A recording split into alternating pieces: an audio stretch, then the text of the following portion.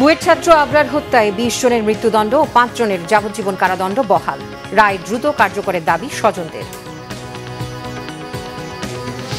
বিশ্বমানের গ্রহণযোগ্য নির্বাচন চায় ইউরোপীয় ইউনিয়ন। অর্থসহ সব ধরনের সহায়তার আশ্বাস প্রস্তুত ইসি, জানিয়েছেন সিইসি। পাথর ছুঁড়ে জনসম্মুখে ধর্ষণকারীদের মৃত্যুদণ্ড কার্যকর চান আফরোজা আব্বাস। শিশু আসিয়া সহ দেশের বিভিন্ন জায়গায় ধর্ষণ ও নারী নির্যাতনের প্রতিবাদ। মূল্যস্ফীতির কষাঘাত শিগগিরই থামার লক্ষণ দেখছে না সিপিডি। ব্যক্তিশ্রেণীর বার্ষিক করমুক্ত আয়সীমা ৪ লাখ টাকা করার সুপারিশ। দেখছিলেন ক্রাউন সিমেন্ট সংবাদ শিরোনাম। এবার বিস্তারিত। বুয়েট ছাত্র আবরার ফাহাদ হত্যায় ২০ জনের মৃত্যুদণ্ড ও ৫ জনের যাবজ্জীবন কারাদণ্ড বহাল রেখেছে হাইকোর্ট। বিচারপতি এ.কে.এম. আসাদুজ্জামান ও বিচারপতি সৈয়দ ইনায়েত হোসেনের সমন্বয়ে গঠিত হাইকোর্ট বেঞ্চ এই রায় ঘোষণা করে। বিস্তারিত নাবিল জাহাঙ্গীরের রিপোর্টে। ২০১৯ সালের ৬ অক্টোবর রাতে বুয়েটের শেরেবাংলা হলে ছাত্রলীগ নেতাকর্মীরা পিটিয়ে হত্যা করে তড়িৎ ও ইলেকট্রনিক্স প্রকৌশল বিভাগের ২য় বর্ষের ছাত্র আবরার ফাহাদকে।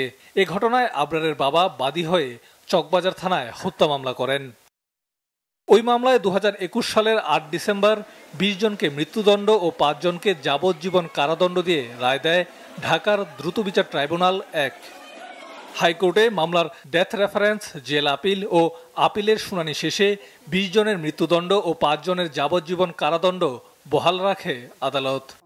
উনি ন্যায় বিচার পেয়েছেন, গোটা জাতি ন্যায় বিচার পেয়েছে এবং এই ধরনের রায়ের মধ্য দিয়ে একটি রাষ্ট্র এবং সমাজ ব্যবস্থায় ডিসিপ্লিন আনার জন্য, ন্যায় বিচার নিশ্চিত করার জন্য যে ধারণা, বিচার বিভাগের যে ধারণা, সেই ধারণাটা প্রতিষ্ঠিত হয়েছে আবারও। হাইকোর্টের রায়কে স্বাগত জানিয়েছে আবরার ফাহাদের পরিবার। আসলে প্রায় ৫.৫ বছর হয়ে যাচ্ছে যে আমরা এটা নিয়ে আসি, আবার হচ্ছে আরও কতদিন লাগবে এটা আমরা জানি না। তো এটা যত দ্রুত শেষ হবে এবং এটা একটা দৃষ্টান্ত হিসেবে উপস্থাপন হবে, যাতে ভবিষ্যতে যাতে আর কারো যাতে এই ধরনের কোনো পরিণতি যাতে না হয়। যে শিক্ষা প্রতিষ্ঠানে এই ধরনের র্যাগিং আছে সেটা তো অবশ্যই আমরা পরিবর্তন চাই, যাতে ছাত্ররা যাতে ভালোভাবে বসবাস করতে পারে, ভবিষ্যতে যাতে আর এই ধরনের ঘটনা না ঘটে সেটা আমরা সবার কাছে আবেদন জানাই। পূর্ণাঙ্গ রায় প্রকাশের পর আপিলের কথা জানিয়েছে আসামি পক্ষ। ন্যায় বিচার বঞ্চিত হয়েছি, কিন্তু আইনের অধীনে, আইনের মাধ্যমে মহামান্য আপিল বিভাগ ছাড়া আমাদের আর কোনো ফোরাম না থাকায় আমরা সেই প্রত্যাশায় রাখতেছি। এই মামলায় ২০ জন সাজাপ্রাপ্ত আসামির মধ্যে এখনো ৪ জন পলাতক আছে। নাবিল জাহাঙ্গীর, বাংলা ভিশন, ঢাকা। বুয়েট ছাত্র আবরার ফাহাদ হত্যা মামলায় হাইকোর্টে আসামিদের রায় বহালে সন্তুষ্টি জানিয়েছেন তার মা রোকেয়া খাতুন। দ্রুত রায় কার্যকরের দাবি জানান তিনি। রায়ের পর কুষ্টিয়া শহরে নিজ বাসভবনে তিনি তার প্রতিক্রিয়া জানান। বলেন, এ রায় কার্যকর হলে ভবিষ্যতে এমন কাজ আর কেউ করতে পারবে না। দেশের উচ্চশিক্ষা প্রতিষ্ঠানের ক্যাম্পাসে যেন প্রাণঘাতী রাজনীতি না থাকে, সেই অনুরোধ জানান আবরার ফাহাদের মা। আর যাতে কেউ কোনো শিক্ষা প্রতিষ্ঠানে না হয়, কোনো ছাত্র যেন এইরকম উদ্দেশ্য দেখাতে না সাহস করে, এই জন্য সবার প্রতি আমার অনুরোধ থাকবে। আমরা চাই না যে কোনো শিক্ষা প্রতিষ্ঠানে রাজনীতি থাকুক আর আবরানের মতো কোনো মানুষকে জীবন দিতে হোক, কারণ রাজনীতি থাকলে কখনো এক পক্ষ আর একজনকে পিটালেও কেউ কথা বলতে সাহস পাবে না, একজন একজনের উপর অত্যাচার করলে কথা বলতে সাহস পাবে না। কিন্তু যদি বিভিন্ন শিক্ষা প্রতিষ্ঠানে রাজনীতি মুক্ত থাকে, তাহলে যখন ওরা ভাই ভাই একটা গণ্ডগোল করবে, একটা কথা সৃষ্টি হলে তখন আর একজন যে সেখানে তাদেরকে থামাতে পারবে, তাকে দেখতে পাবে তোমাদের মধ্যে কি সমস্যা আছে, সমাধান করতে পারবে। আন্তর্জাতিক মানের গ্রহণযোগ্য নির্বাচন অনুষ্ঠানে আর্থিক সহ সব ধরনের সহায়তা করতে প্রস্তুত ইউরোপীয় কমিশন। এদিকে সিইসি বলেছেন, সুষ্ঠু ও গ্রহণযোগ্য নির্বাচন করতে কমিশনও প্রতিশ্রুতিবদ্ধ। সকালে আগারগাঁওয়ে নির্বাচন ভবনে সিইসি এএমএম নাসির উদ্দিনের সাথে মাইকেল মিলারের নেতৃত্বে ৫ সদস্যের একটি প্রতিনিধি দল বৈঠকে বসে। প্রায় ১.৫ ঘণ্টার বৈঠক শেষে মিলার বলেন, আন্তর্জাতিক মানের নির্বাচন দেখতে চায় ইউরোপীয় ইউনিয়ন। বাংলাদেশের আগামী জাতীয় সংসদ নির্বাচনে আর্থিক, কারিগরি ও অভিজ্ঞতার মাধ্যমে সাহায্য করতে চায় ইইউ। পরে সিইসি বলেন, নির্বাচনের বাজেটে কি প্রয়োজন তা জানতে চেয়েছে ইইউ। কমিশনের পক্ষে দেশীয় পর্যবেক্ষক ও নির্বাচনী এজেন্টদের প্রশিক্ষণ, ভোটারদের সচেতনতা বৃদ্ধিতে সহায়তা চান সিইসি। জানান, আগামী নির্বাচনের পরিবেশ অতীতের মতো হবে না। European Union is looking to reinforce its partnership with Bangladesh in all its dimensions. And we are here working to support the reform ambitions of the interim government, the conduct of the election commission.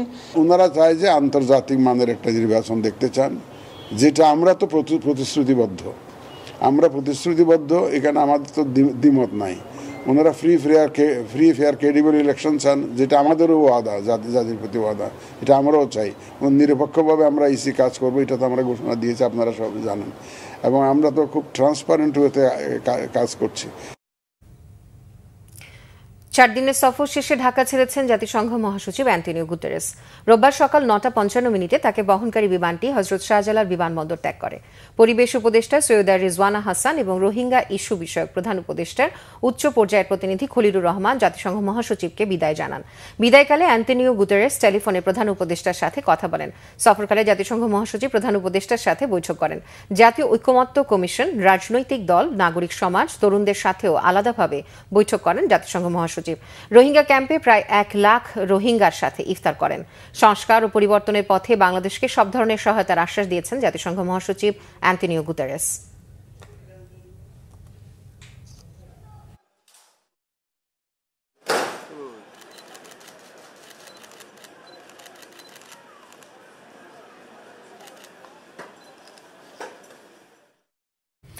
পাথর ছুঁড়ে জনসম্মুখে ধর্ষণকারীদের মৃত্যুদণ্ড কার্যকর চান মহিলা দলের সভাপতি আফরোজা আব্বাস। নারায়ণগঞ্জ সিদ্ধিরগঞ্জের 4 নং ওয়ার্ড আটিগ্রাম এলাকায় ধর্ষণ চেষ্টার শিকার 8 বছরের শিশুকে দেখতে গিয়ে তিনি এই দাবি জানান। বিএনপির ভারপ্রাপ্ত চেয়ারম্যান তারেক রহমানের পক্ষ থেকে আর্থিক অনুদান দেওয়া হয় শিশুটির পরিবারকে। এ সময় আফরোজা আব্বাস আরও বলেন, নারায়ণগঞ্জের সিদ্ধিরগঞ্জে রিমা হত্যা মামলায় যেভাবে মনিরকে ফাঁসি দেওয়া হয়েছিল, সেভাবে 2-1টা বিচার হলে ধর্ষণের ঘটনা কমে যেত। মাগুরায় আসিয়ার হত্যাকারীদের দৃষ্টান্তমূলক বিচার দাবি করেন আফরোজা আব্বাস। শেখ হাসিনার সময় 17 বছরে যেটা হয়েছে, আগে তো ধর্ষণ হতো, কিন্তু 17 বছর হয়েছে গণধর্ষণ। আমরা ধর্ষণ শুনেছি, গণধর্ষণ কখনো শুনিনি আগে। এখন গণধর্ষণ করার পরে কোনো বিচার হয়নি। বিচার তো হতোই না, বরং যারা গণধর্ষণ করতো তাদেরকে পুরস্কৃত করা হতো। তো সেই জন্য কিন্তু এগুলো বেড়ে গেছে দিনে দিনে। এই যে নরপশুগুলো, এদের তো খুব 2-1টা বিচার না হলে এরা আসলে কখনো মানুষ হবে না। আসিয়া যে মারা গেল, আসিয়া দেখেন আসিয়াকে কিভাবে নির্মমভাবে মেরে ফেললো। তো আসিয়ার বিচারটা যদি, ওই ধর্ষণকারীর বিচার যদি একদম জনসম্মুখে খুব তাড়াতাড়ি হয়ে যেত, তাহলে কিন্তু পরপর আর এই ঘটনাগুলো ঘটতো না। মাগুরায় শিশু আসিয়া সহ দেশের বিভিন্ন জায়গায় ধর্ষণ ও নারী নির্যাতনের প্রতিবাদ ও ধর্ষকদের শাস্তির দাবিতে দেশের বিভিন্ন জায়গায় নানা কর্মসূচি পালন করেছে বিভিন্ন সংগঠন। জয়পুরহাটে মানববন্ধন করেছে জাতীয়তাবাদী মহিলা দল। শহরের পাঁচুর মোড়ে ঘণ্টাব্যাপী এই মানববন্ধনে বক্তব্য রাখেন বিএনপির কেন্দ্রীয় সহ সাংগঠনিক সম্পাদক ওবায়দুর রহমান চন্দন ও জেলা মহিলা দলের সভাপতি পারভিন বানু রুলি সহ অন্যান্যরা। বক্তারা বলেন, সারা দেশে সম্প্রতি যেভাবে ধর্ষণের ঘটনা বেড়েছে তা উদ্বেগজনক। এজন্য সরকারকে আরও কঠোর হওয়ার আহ্বান জানান তারা। ঝিনাইদহ শহরের পায়রা চত্বরে মানববন্ধন করে সচেতন নাগরিক কমিটি সনাক জেলা শাখা, এতে নানা শ্রেণী পেশার মানুষ অংশ নেয়। বক্তারা বলেন, মানবিকতা ও মূল্যবোধের অবক্ষয় ধর্ষণের অন্যতম কারণ। এক্ষেত্রে আইনের সঠিক প্রয়োগের পাশাপাশি মানুষের সচেতনতা খুবই জরুরি। ব্রাহ্মণবাড়িয়ায় মানববন্ধন করে সচেতন নাগরিক কমিটি ও ট্রান্সপারেন্সি ইন্টারন্যাশনাল বাংলাদেশ টিআইবি জেলা শাখা। জেলা প্রেস ক্লাবের সামনে এই মানববন্ধনে বক্তারা বলেন, বিগত সরকারের সময় বিচারহীনতার সংস্কৃতির কারণে বর্তমানে সমাজে ধর্ষণ ও নারীর প্রতি সহিংসতা সহ নানা অপরাধের প্রবণতা ভয়ানক রূপ নিয়েছে। চট্টগ্রামে ভিক্ষুক নারীকে সিএনজি চালিত অটোরিকশায় তুলে নিয়ে ধর্ষণের ঘটনায় চালক আব্দুল আলীকে গ্রেফতার করেছে পুলিশ। শনিবার রাত 2টার দিকে তাকে গ্রেফতার করা হয়। তার বাড়ি ভোলার চরফ্যাশন হালিমাবাদ এলাকার চান্দগাঁও থানার ভারপ্রাপ্ত কর্মকর্তা আফতাবউদ্দিন বলেন, রাতে নির্যাতিতা নারী থানায় গিয়ে ঘটনার বর্ণনা দেন। অটোরিকশার 2টি নম্বর বলেন। পরে ওই সিরিয়াল নম্বরের অটোরিকশা ট্র্যাক করে খুঁজে বের করা হয় চালককে। জিজ্ঞাসাবাদের এক পর্যায়ে ধর্ষণের কথা স্বীকার করে অটোরিকশা চালক আব্দুল আলী। গত 11 মার্চ তাকে নির্যাতন করা হয় বলে জানিয়েছেন ভুক্তভোগী নারী। এদিকে টাঙ্গাইলের মির্জাপুরে শিশু ধর্ষণ মামলার প্রধান আসামি ফিরোজকে গ্রেফতার করেছে পুলিশ। গভীর রাতে গাজীপুরের চন্দ্রা এলাকা থেকে তাকে গ্রেফতার করা হয়। ফিরোজ উপজেলার আজখানা ইউনিয়নের কুড়িপাড়া এলাকার নওশের আলীর ছেলে। মির্জাপুর থানার ভারপ্রাপ্ত কর্মকর্তা মোশাররফ হোসেন বিষয়টি নিশ্চিত করেছেন। 2025-2026 অর্থবছরে ব্যক্তি শ্রেণীর করমুক্ত আয়সীমা বাড়িয়ে 4 লাখ টাকা করার সুপারিশ করেছে সিপিডি। এছাড়া নিত্যপণ্যের উচ্চমূল্য বা মূল্যস্ফীতির কষাঘাত শিগগিরই থামার লক্ষণ দেখছে না সংস্থাটি। ভঙ্গুর আর্থিক খাত, রাজস্ব ঘাটতি আর বিদেশি ঋণ পরিশোধের চাপ থাকায় বাংলাদেশ ব্যাংক জুলাইয়ের মধ্যে মূল্যস্ফীতি কমিয়ে আনতে পারবে না বলেও শঙ্কা সংস্থাটির গবেষকদের। শুভ মাহফুজের রিপোর্ট।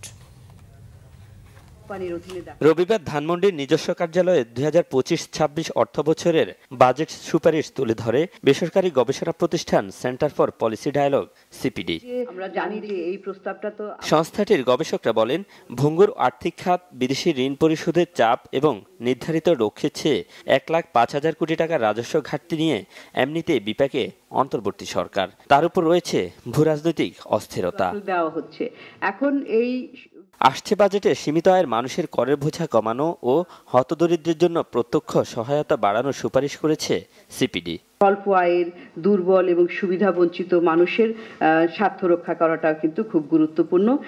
এই প্রেক্ষিতে আমরা যেই প্রস্তাবনাটা করেছি যে ব্যক্তিগত আয়ের কর সীমা, এটা যে ট্যাক্স ফ্রি ইনকামের থ্রেশহোল্ডটা, সেটা 4 লাখ টাকা পর্যন্ত বৃদ্ধি করা উচিত, যেহেতু উচ্চ মূল্যস্ফীতি এবং মানুষের সঞ্চয় ভেঙে খাওয়ার প্রবণতাটা বাড়ছে। এবারের বাজেটে রাজস্ব কাঠামোতে আমূল পরিবর্তনের সুযোগ কাজে লাগানোর তাগিদ সিপিডির গবেষকদের। অনেক দিন থেকে এই যে রাজস্ব নীতিমালা প্রণয়ন এবং রাজস্ব যে বাস্তবায়ন, এটাকে পৃথক করার, এটা একটা প্রস্তাব কিন্তু অনেকদিন ধরে ছিল, কিন্তু বিভিন্ন কারণে এটা বাস্তবায়ন করা যায় না। এখন কিন্তু একটা বড় সুযোগ আসছে যে আমাদের এই নীতিমালা, যেটা নাকি ট্যাক্স পলিসি, আর বাস্তবায়ন যেটা ট্যাক্স অ্যাডমিনিস্ট্রেশন, এটাকে ভাগ করার। অর্থনীতির ভিত শক্তিশালী করতে ক্ষুদ্র ও মাঝারি খাতের কর কাঠামো পুনর্বিবেচনার তাগিদ দেন গবেষকরা। আমাদের এখানে কিছু কর নীতিতে পরিবর্তন আনতে হবে। বিশ্ব বাণিজ্য সংস্থার নিয়ম এবং বাধ্যবাধকতা যেগুলো রয়েছে তার সাথে সামঞ্জস্যপূর্ণ যে কর নীতিমালা, সেগুলো আমাদেরকে আস্তে আস্তে সেগুলি পরিপালন করতে হবে।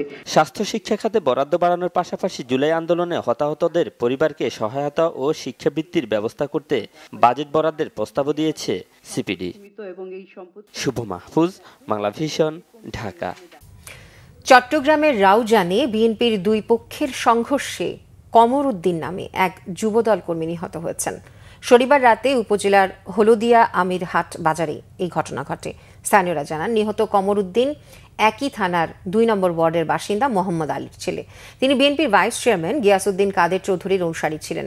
জেলা পুলিশের উপপরিদর্শক আলাউদ্দিন তালুকদার বলেন, তারাবি নামাজের শেষে হলদিয়া আমিরহাট বাজারের অফিস কক্ষের ভিতরে দুই পক্ষের সংঘর্ষ হয়। এতে ঘটনাস্থল থেকে কমর উদ্দিনকে উদ্ধার করে হাসপাতালে নেওয়া হলে চিকিৎসক তাকে মৃত ঘোষণা করেন। পরিবর্তিত পরিস্থিতিতেও দুর্নীতি প্রতারণায় লাগাম পড়েনি আশুলিয়ার Singapore piling south point skill সেন্টারে।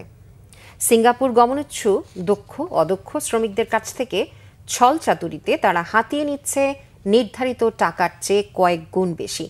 বিপদের শঙ্কায় প্রতিবাদ করতেও ভয় পাচ্ছে ভুক্তভোগীরা। আশুলিয়া প্রতিনিধি শেফালি মিতুর রিপোর্টে বিস্তারিত।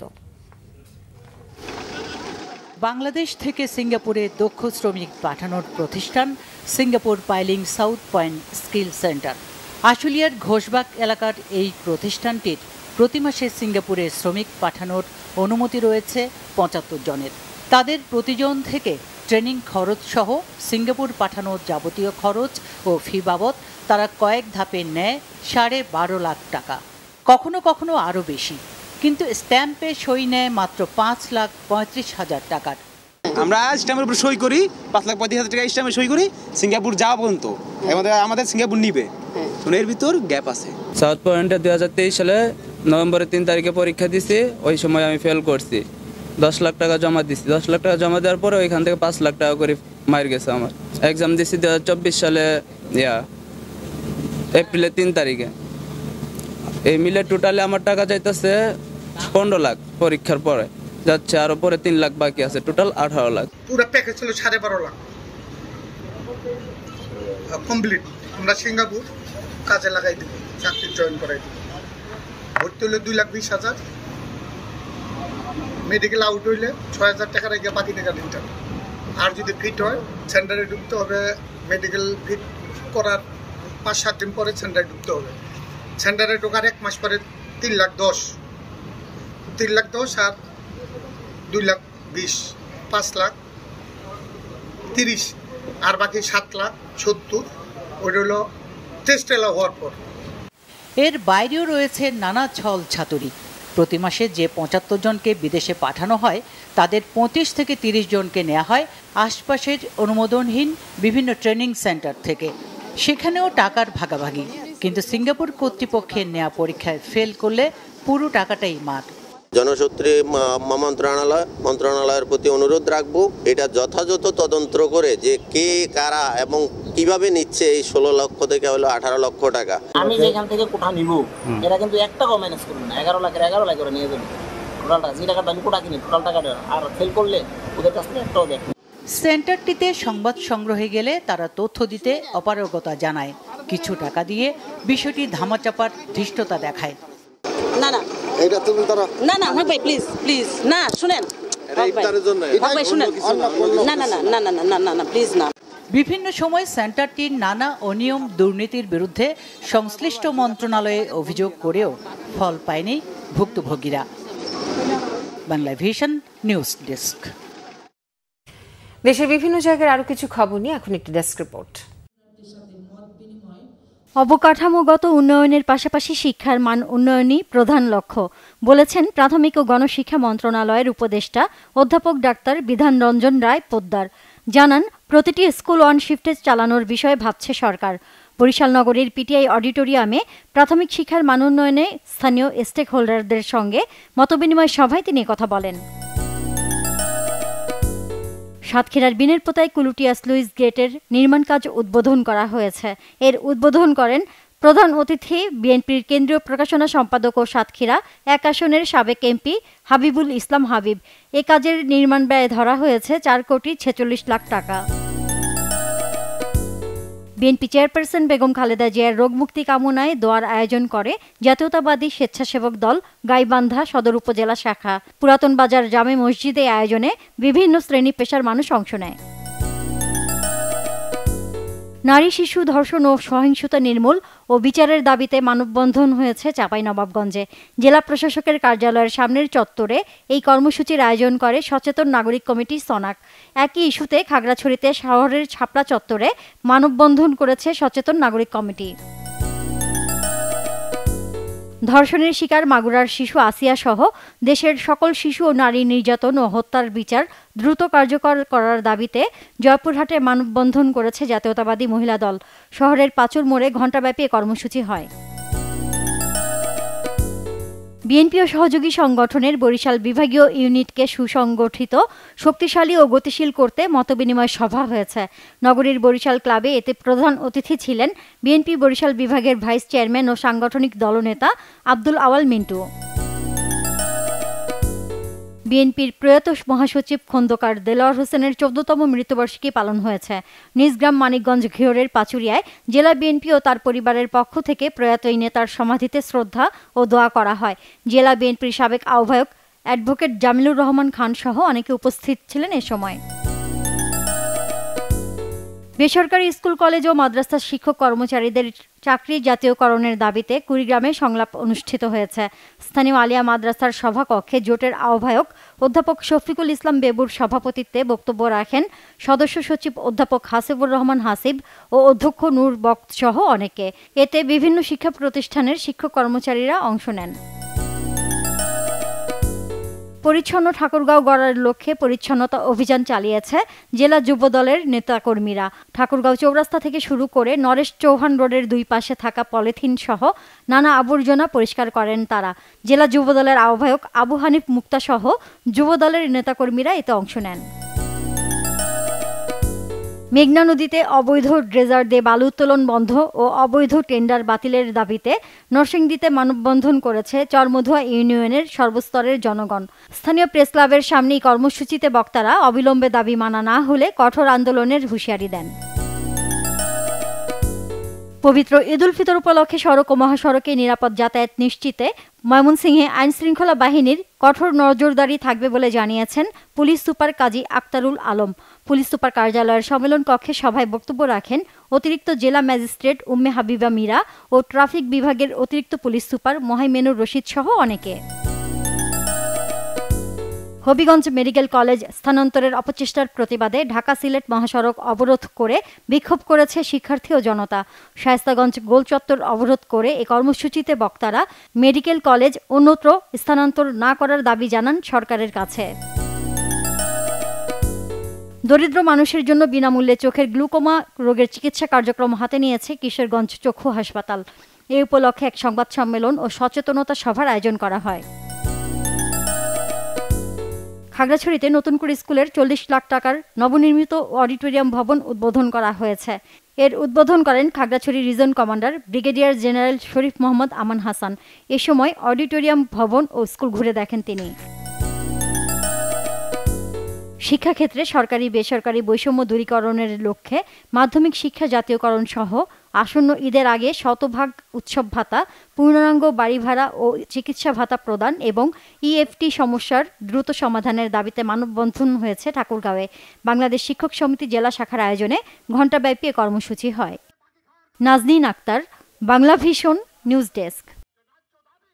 এই ছিল এখনকার মতো। এতক্ষণ সাথে থাকার জন্য ধন্যবাদ সবাইকে।